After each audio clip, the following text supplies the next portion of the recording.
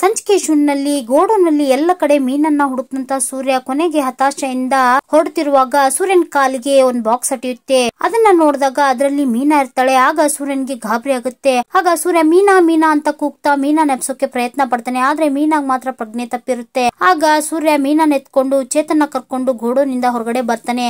ಆಗ ಚೇತನ್ ಮಳೆ ಬರ್ತಿದೆಯಲ್ಲೋ ಅಂತ ಹೇಳಿದಾಗ ಕ್ಯಾಬ್ ಬುಕ್ ಮಾಡೋ ಅಂತ ಹೇಳ್ತಾನೆ. ಸೂರ್ಯ ಅಲ್ಲ ಕಣೋ, ನಾವೇ ಡ್ರೈವರ್, ಇಂಥ ಟೈಮಲ್ಲಿ ಕ್ಯಾಬ್ ಡ್ರೈವರ್ ಕಾಲ್ ಪಿಕ್ ಮಾಡ್ತಾರ ಅಂತ ಹೇಳಿದಾಗ ಸೂರ್ಯನ್ ಕಣ್ಣಿಗೆ ಒಂದ್ ತಳ್ಳೋ ಗಾಡಿ ಬೀಳುತ್ತೆ. ಆಗ ಚೇತನ್ ಹೇಳ್ತಾನೆ. ಆಗ ಚೇತನ್ ಸರಿ ಮಗ ತಗೊಂಡ್ಬರ್ತೀನಿ ಅಂತ ಹೇಳ್ತಾನೆ. ಮೀನನ್ನ ತಳ್ಳೋ ಗಾಡಿಯಲ್ಲಿ ಹಾಕೊಂಡು ಹಾಗೆ ಒಂದ್ ಪ್ಲಾಸ್ಟಿಕ್ ಕವರ್ನ ಹೊಚ್ಕೊಂಡು ತಳ್ಳೋ ಗಾಡಿನ ತಳ್ಕೊಂಡು ಮೀನನ್ ಕರ್ಕೊಂಡು ಬರ್ತಾರೆ. ಈ ಕಡೆ ಕುಸುಮ ಮೀನನ್ನ ನೋಡ್ಲೇಬೇಕು ಅಂತ ಹೇಳಿ ಹಠ ಮಾಡ್ತಾ ಇರ್ತಾಳೆ. ಆಗ ರಂಗನಾಥ್ ಅವರು, ನೋಡಿ ತಾಯಿ, ಅವಳು ನಿಮ್ಗೆ ಮಗಳು, ನನಗ್ ಸೊಸೆ, ಆದ್ರೆ ಆ ದೇವ್ರ ಕಣ್ಣಲ್ಲಿ ಅವಳು ನಿಷ್ಠಾವಂತಳು, ಅವಳನ್ನ ನಾವು ಕಾಪಾಡದೆ ಇದ್ರು ಆ ದೇವ್ರು ಕಾಪಾಡ್ತಾನೆ ಅಂತ ಹೇಳಿ ಕುಸುಮಗೆ ಸಮಾಧಾನ ಮಾಡ್ತಿರ್ತಾರೆ. ಹಾಗೆ ನಿಮ್ಗೊಂದು ಲೋಟ ಕಾಫಿ ಮಾಡ್ಕೊಡ್ಲಾ ಅಂತ ಕೇಳಿದಾಗ ಬೇಡ ಅಂತ ಹೇಳ್ತಾಳೆ ಕುಸುಮ. ಆಗ ಶಾಂತಿ ಅದಕ್ಕೆ ಬೇಡ ಅಂತ ಅನ್ಬಿಟ್ರು. ಇಲ್ಲ ಅಂದ್ರೆ ಕಾಫಿ ಪುಡಿನೇ ಖಾಲಿ ಆಗ್ತಿತ್ತು, ನಾಳೆ ನಮ್ಗೆ ಇರ್ತಿದ್ದಿಲ್ಲ ಅಂತ ಹೇಳಿ ಕೊಂಕ್ ಮಾತಾಡ್ತಾಳೆ. ಆಗ ರಂಗನಾಥ್ ಅವ್ರಿಗೆ ತುಂಬಾ ಕೋಪ ಬರುತ್ತೆ. ನಾವಿಲ್ಲಿ ಮಗು ಕಾಣ್ತಿಲ್ಲ ಅಂತ ಹೇಳಿ ಯೋಚನೆ ಮಾಡ್ತಿದ್ರೆ ನಿನ್ ಕಾಫಿ ಪುಡಿ ಚಿಂತೆಯೇನೆ, ಪ್ರಾರಬ್ಧವೇ, ಅನಿಷ್ಟವೇ ಅಂತ ಹೇಳಿ ಶಾಂತಿಗೆ ಬೈತಾ ಇರ್ತಾರೆ. ಅದೇ ಸಮಯಕ್ಕೆ ರವಿ ಶ್ರುತಿ ಹೊರಗಡೆಯಿಂದ ಬರ್ತಾರೆ. ಆಗ ರಂಗನಾಥ್ ಅವರು ಮೀನಾ ಬಗ್ಗೆ ಗೊತ್ತಾಯ್ತೇನಪ್ಪಾ ಅಂತ ಕೇಳಿದಾಗ ಅದು ಅಪ್ಪ ಮೀನಾ ಅತ್ತಿಗೆ ಅಂತ ಹೇಳ್ತಿರುವಾಗ ಕುಸುಮಗೆ ತುಂಬಾ ಟೆನ್ಷನ್ ಆಗುತ್ತೆ. ಏನಾಯ್ತು ಅಳೆ ಅಂದ್ರೆ ಮೀನಾ ಎಲ್ಲಿದ್ದಾಳೆ ಅಂತ ಕೇಳಿದಾಗ ಶ್ರುತಿ, ನೋಡಿ ಆಂಟಿ, ಮೀನಾ ಅವರು ಫೈನ್, ಅವ್ರಿಗೇನು ಆಗಿಲ್ಲ, ಸೂರ್ಯ ಅವ್ರನ್ನ ಕರ್ಕೊಂಡ್ ಬರ್ತಾ ಇದ್ದಾರೆ ಅಂತ ಹೇಳ್ತಾಳೆ. ಆಗ ರವಿ ಸೂರ್ಯಂಗ್ ಫೋನ್ ಮಾಡಿ ನೀನ್ ಡೈರೆಕ್ಟ್ ಆಗಿ ಮನೆಗ್ ಬರೋ, ನಾನ್ ಡಾಕ್ಟರ್ಗೆ ಇಲ್ಲೇ ಬರೋಕ್ ಹೇಳಿದೀನಿ ಅಂತ ಹೇಳಿದಾಗ ಕುಸುಮ ಮತ್ತೆ ಗಾಬರಿಯಾಗಿ ಏನಾಯ್ತು ನನ್ನ ಮಗಳಿಗೆ ಅಂತ ಕೇಳ್ತಾಳೆ. ಏನಿಲ್ಲ ಆಂಟಿ, ಅವಳು ಪ್ರಜ್ಞೆ ತಪ್ಪಿದಾಳೆ ಅಂತ ಹೇಳಿದಾಗ ಪ್ರಜ್ಞೆ ತಪ್ಪೋದು ಅಂತದ್ ಏನಾಯ್ತು ಅಂತ ಹೇಳಿ ಮತ್ತೆ ಹೇಳ್ತಾ ಇರ್ತಾಳೆ ಕುಸುಮ. ಆಗ ರಂಗನಾಥ್ ಅವರು ಸಮಾಧಾನ ಮಾಡ್ತಾರೆ. ಅದೇ ಸಮಯಕ್ಕೆ ಸೂರ್ಯ ಮೀನನ್ನ ಕರ್ಕೊಂಡು ಮನೆಗ್ ಬಂದು ಬೆಡ್ ಮೇಲೆ ಮೀನನ್ನ ಮಲಗಿಸ್ತಾನೆ. ಆಗ ರಂಗನಾಥ್ ಅವರು ಹಾಗೂ ಶ್ರುತಿ ಮೀನಾ ಕೈಕಾಲ್ನ ಉಸ್ತಾ ಇರ್ತಾರೆ. ಕುಸುಮ ಮೀನನ್ನ ಏಳಮ್ಮ ಏಳು ಅಂತ ಹೇಳಿ ಎಚ್ಚರ ಮಾಡ್ತಾ ಇರ್ತಾಳೆ. ಆದ್ರೆ ಮೀನಾಗ್ ಮಾತ್ರ ಪ್ರಜ್ಞೆನೇ ಬಂದಿರಲ್ಲ. ಆಗ ಡಾಕ್ಟರ್ ಮನೆಗ್ ಬರ್ತಾರೆ. ಮೀನನ್ನ ಚೆಕ್ ಮಾಡಿದಂತ ಡಾಕ್ಟರು ಅವ್ರಿಗೇನೂ ಆಗಿಲ್ಲ, ಸ್ವಲ್ಪ ಸ್ಟ್ರೆಸ್ ಇಂದ ಆಗಿದ್ದಾರೆ, ಒಂದ್ ಇಂಜೆಕ್ಷನ್ ಮಾಡಿದ್ದೀನಿ, ಈ ಟ್ಯಾಬ್ಲೆಟ್ ತಂದು ಕೊಡಿ, ಬೆಳಗ್ಗೆ ಅನ್ನೋಷ್ಟರಲ್ಲಿ ಸರಿ ಆಗ್ತಾರೆ ಅಂತ ಹೇಳಿದಾಗ ಸರಿ ಆಯ್ತು ಡಾಕ್ಟರ್, ನಾನು ನಿಮ್ಮನ್ನ ಬಿಡ್ತೀನಿ ಬನ್ನಿ ಅಂತ ಹೇಳಿ ಸೂರ್ಯ ಡಾಕ್ಟರ್ನ ಕರ್ಕೊಂಡು ಅಲ್ಲಿಂದ ಹೊರಡ್ತಾನೆ. ಆಗ ಶಾಂತಿ ರೋಹಿಣಿನೇ ನೋಡ್ತಾ, ಏನಮ್ಮ ರೋಹಿಣಿ, ಚಿಕ್ಕ ಮಕ್ಕಳು ಏರೋಪ್ಲೇನ್ ನೋಡ್ತಾರಲ್ಲ ಹಾಗೆ ನೋಡ್ಕೊಂಡು ನಿಂತಿದ್ಯಾ, ಮಹಾರಾಣಿ ಮನೆ ಬಂದಾಯ್ತಲ್ವಾ, ಮತ್ತ್ಯಾಕೆ ನಿಂತಿದ್ಯಾ, ನಾಳೆ ನಿಂಗೆ ತುಂಬಾ ಕೆಲಸ ಇರುತ್ತಲ್ಲ, ನಿದ್ದೆಗೆಟ್ರೆ ತಲೆನೋವು ಬರುತ್ತೆ, ಬನ್ನಿ ಅಂತ ಹೇಳ್ತಾ ಮನೋಜನ್ನ ಕರ್ಕೊಂಡು ಶಾಂತಿ ಹಾಗೂ ರೋಹಿಣಿ ಅಲ್ಲಿಂದ ಹೊರಡ್ತಾರೆ. ನೋಡಿ ಅತ್ತೆ, ಮೀನಾ ಹುಷಾರಾಗಿದ್ದಾಳೆ, ನಾಳೆ ಬೆಳಗ್ಗೆವರೆಗೂ ಅವಳು ಹೇಳಲ್ಲ, ಅವಳು ಎದ್ದ ತಕ್ಷಣ ನಿಮ್ಗೆ ಫೋನ್ ಮಾಡಿಸ್ತೀನಿ ಅಂತ ಹೇಳ್ತಿರ್ತಾನೆ ಸೂರ್ಯ. ಆಗ ರಂಗನಾಥ್ ಅವರು, ನೋಡಿ ತಾಯಿ, ನೀವ್ ಇವತ್ತು ಇಲ್ಲೇ ಇರಿ, ಸುಮ್ನೆ ಮನೆಗೆ ಹೋದ್ರೆ ನಿಮ್ಗೆ ಟೆನ್ಷನ್ ಆಗುತ್ತೆ ಅಂತ ಹೇಳಿದಾಗ ಇಲ್ಲ ಅಣ್ಣ, ನಾವಿಲ್ಲಿರೋದು ಸರಿಯಲ್ಲ, ಅಳಿ ಅಂದ್ರೆ ನಾಳೆ ಬೆಳಗ್ಗೆ ಮೀನಾಗ್ ಪ್ರಜ್ಞೆ ಬಂದ್ಮೇಲೆ ನಂಗೆ ಕಾಲ್ ಮಾಡಿಸಿ ಅಂತ ಹೇಳಿ ಕನಕನ ಕರ್ಕೊಂಡು ಕುಸುಮ ಅಲ್ಲಿಂದ ಹೊರಡ್ತಾ ಇರ್ತಾಳೆ. ಆಗ ಸೂರ್ಯ ಚೇತನ್ ಕೈಲಿ ಕೀನ ಕೊಟ್ಟು ಗಾಡಿನ ರಿಪೇರಿ ಮಾಡೋಕ್ ಹೇಳು, ಹಾಗೆ ಅವ್ರನ್ನ ಡ್ರಾಪ್ ಮಾಡೋ ಅಂತ ಹೇಳಿ ಅಲ್ಲಿಂದ ಕಳಿಸ್ತಾನೆ. ಆಗ ರಂಗನಾಥ್ ಅವರು ಮೀನಾ ಪಕ್ಕದಲ್ಲೇ ಕುತ್ಕೊಂಡಿರ್ತಾರೆ. ಹಾಗೆ ರವಿ ಶ್ರುತಿಗೆ ಹೋಗಿ ನೀವು ಮಲ್ಕೊಳ್ಳಿ, ನಾಳೆ ಕೆಲ್ಸಕ್ಕೆ ಹೋಗ್ಬೇಕಲ್ವಾ ಅಂತ ಹೇಳಿದಾಗ ರವಿ ಶ್ರುತಿನೂ ಸಹ ಅಲ್ಲಿಂದ ಹೊರಡ್ತಾರೆ. ಆಗ ರಂಗನಾಥ್ ಅವರು ಸೂರ್ಯನ ಹತ್ರ ಬಂದು, ಏನಪ್ಪ ಸೂರ್ಯ, ನೀನು ಊಟ ಮಾಡಿದ್ಯಾ ಅಂತ ಕೇಳಿದಾಗ ಇಲ್ಲಪ್ಪ, ಮೀನಾ ಸಿಕ್ಕಿದ್ದೆ, ನನ್ ಹೊಟ್ಟೆ ತುಂಬೋಯ್ತು ಅಂತ ಹೇಳ್ತಿರ್ತಾನೆ ಸೂರ್ಯ. ನೀನು ಊಟ ಮಾಡ್ದೇನಪ್ಪ ಅಂತ ಕೇಳಿದಾಗ ನಾನು ಮಾತ್ರೆ ತಗೊಳ್ಳೋದಿತ್ತಲ್ಪ, ಅದಕ್ಕೆ ಊಟ ಮಾಡ್ದೆ, ನೀನೇನಾದ್ರೂ ತಿಂದು ಮಲ್ಕೋ ಅಂತ ಹೇಳ್ತಾ ರಂಗನಾಥ್ ಅವರು ಅಲ್ಲಿಂದ ಹೊರಡ್ತಾರೆ. ಆಗ ಸೂರ್ಯ ಮೀನಾನೇ ನೋಡ್ತಾ ಅವಳ ಪಕ್ಕದಲ್ಲಿ ಹಾಗೆ ಮಲ್ಕೋತಾನೆ. ಮರುದಿನ ಬೆಳಗ್ಗೆ ರಂಗನಾಥ್ ಅವರು ಅದೇ ವಾಕಿಂಗ್ ಮುಗಿಸ್ಕೊಂಡು ಮನೆಗೆ ಬರ್ತಾರೆ.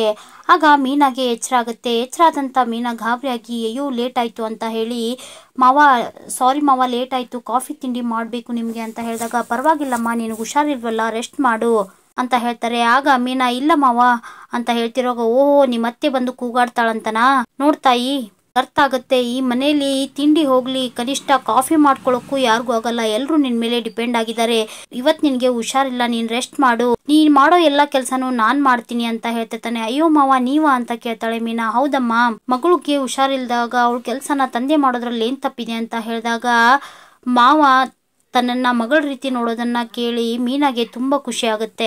ಅದೇ ಸಮಯಕ್ಕೆ ಸರಿಯಾಗಿ ಒಳಗಡೆಯಿಂದ ಸೂರ್ಯ ಕಾಫಿ ತಗೊಂಡು ಮೀನಾಗೆ ಬೈತಾ, ಇವತ್ತು ನೀನು ಪೂರ್ತಿ ಮಲ್ಕೋಬೇಕು ಅಂತ ಹೇಳಿ ಆರ್ಡರ್ ಮಾಡ್ತಾ ಇರ್ತಾನೆ. ಆಗ ಮೀನಾ, ಆಗಲ್ಲ ರೀ, ಇವತ್ತು ತುಂಬಾ ಆರ್ಡರ್ ಇದೆ, ನಾನು ಹೂ ಕಟ್ಲೇಬೇಕು, ಮಾರ್ಲೇಬೇಕು ಅಂತ ಮಾತಾಡ್ತಿರುವಾಗ ಅದೇ ಸಮಯಕ್ಕೆ ರೋಹಿಣಿ ಹಾಗೂ ಮನೋಜ್ ಅಲ್ಲಿಗೆ ಬರ್ತಾನೆ. ನೀವು ಹೂ ಕಟ್ತಾ ಕುತ್ಕೊಂಡ್ರೆ ನಮ್ ಹೊಟ್ಟೆ ಪಾಡೇನು ಅಂತ ಹೇಳ್ತಿರ್ತಾನೆ ಮನೋಜ.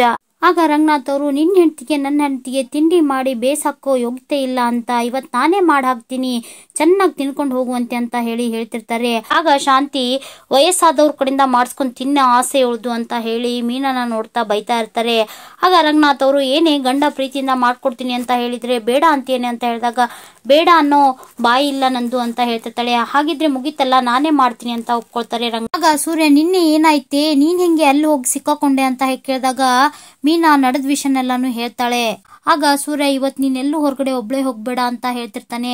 ಆಗ ರಂಗನಾಥ್ ಅವರು ಇವತ್ ನಿನ್ ಟ್ರಿಪ್ ಬಂದಿದೆ ಅಂತಲ್ಲ ಅಂತ ಹೇಳಿದಾಗ ಹಾಗಿದ್ರೆ ಮೀನಾ ಒಬ್ಳನ್ನೇ ಹೇಗಪ್ಪ ಕಳ್ಸೋದು, ಅವಳ ಜೊತೆ ಯಾರು ಹೋಗ್ತಾರೆ ಅಂತ ಹೇಳಿದಾಗ ಅವಳಪ್ಪ ಅಂತ ಹೇಳಿ ರಂಗನಾಥ್ ಅವರು ಎದ್ ನಿಂತ್ಕೋತಾರೆ. ಆಗ ಮೀನಾಗೆ ತುಂಬಾ ಖುಷಿ ಆಗುತ್ತೆ.